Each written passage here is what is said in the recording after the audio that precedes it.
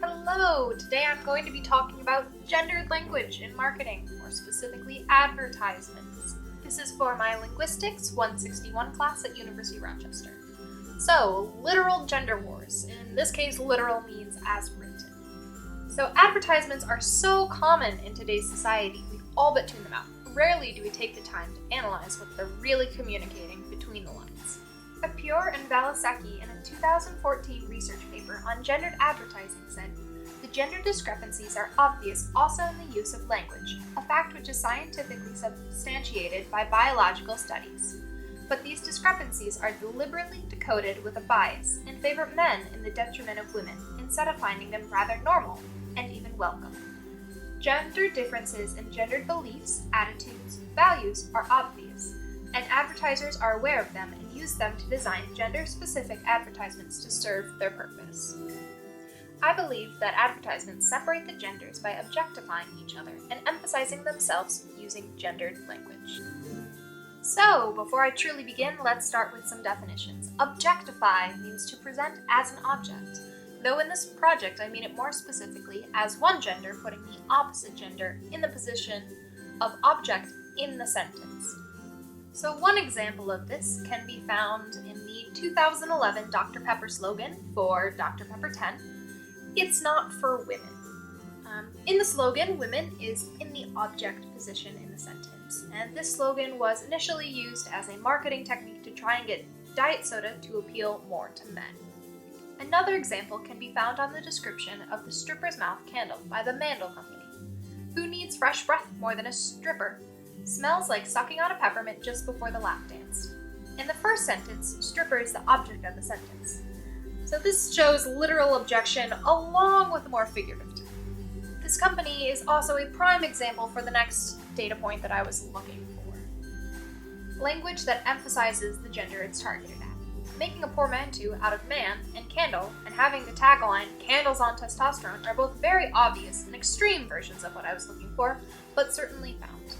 And by emphasizing the gender, I mean cheesy phrases such as "for women" or "for real men," and the straight up "this is gendered" kind of thing. I believe there will be more advertisements targeted at men that objectify women than the other way around.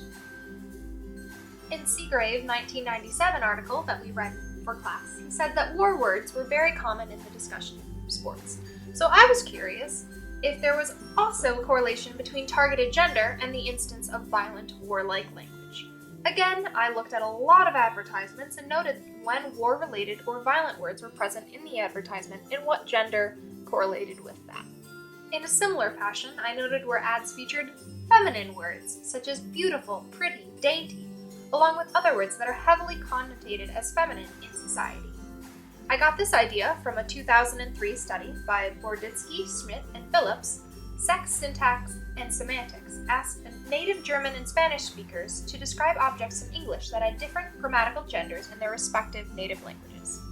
One word that they used in their study was key, which is masculine in German and was described as metal, jagged, and heavy, while in Spanish key is a feminine grammatical gender and was described as shiny, lovely, and tiny. Those are very different descriptions for the same word.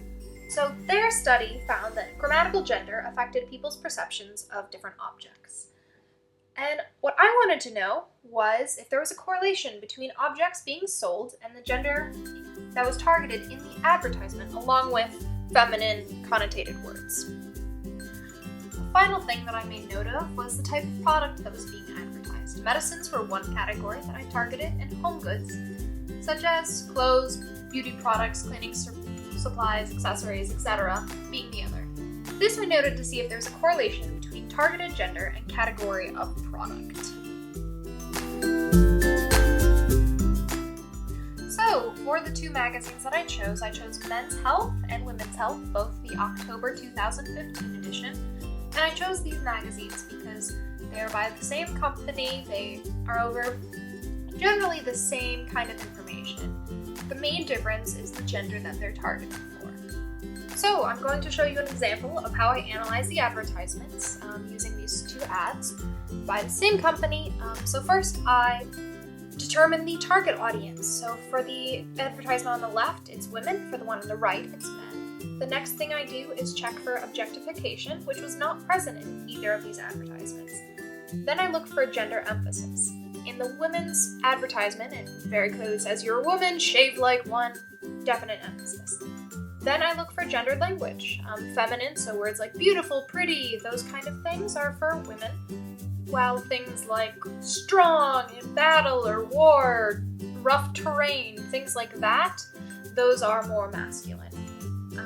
Finally, I take note of the product, which is, in this case, it's shaving, beauty, home goods, and I mark that down. So, what did the data say? Between the two magazines, I ended up analyzing 131 advertisements.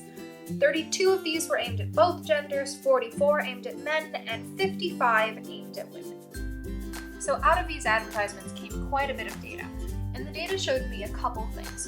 The first correlation that I got was between gender and product and feminine language.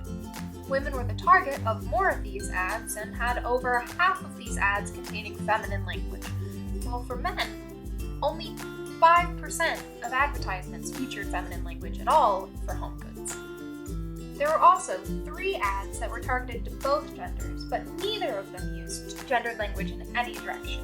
So they didn't use any feminine language, they also didn't use any more masculine warlike language.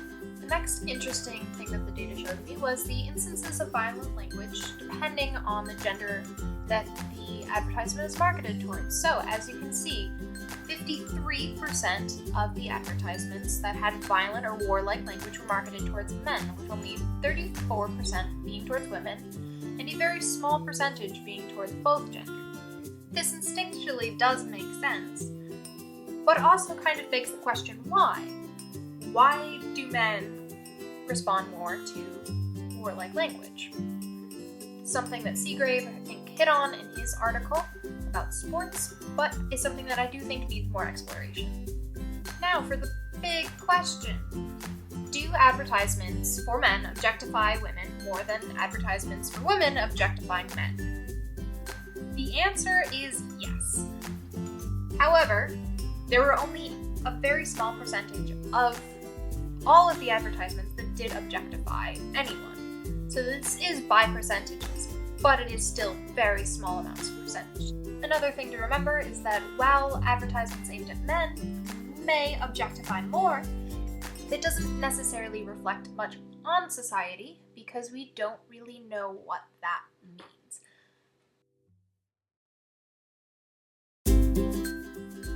So we do know that men objectify more.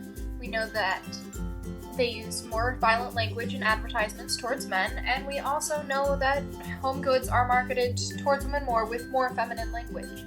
Other than that, this field needs a lot more research done. I've really enjoyed doing research on this topic, and if you do have any questions, shoot me an email. The link will be down below. I would really like to hear from you and see what you think about gendered language. Thank you.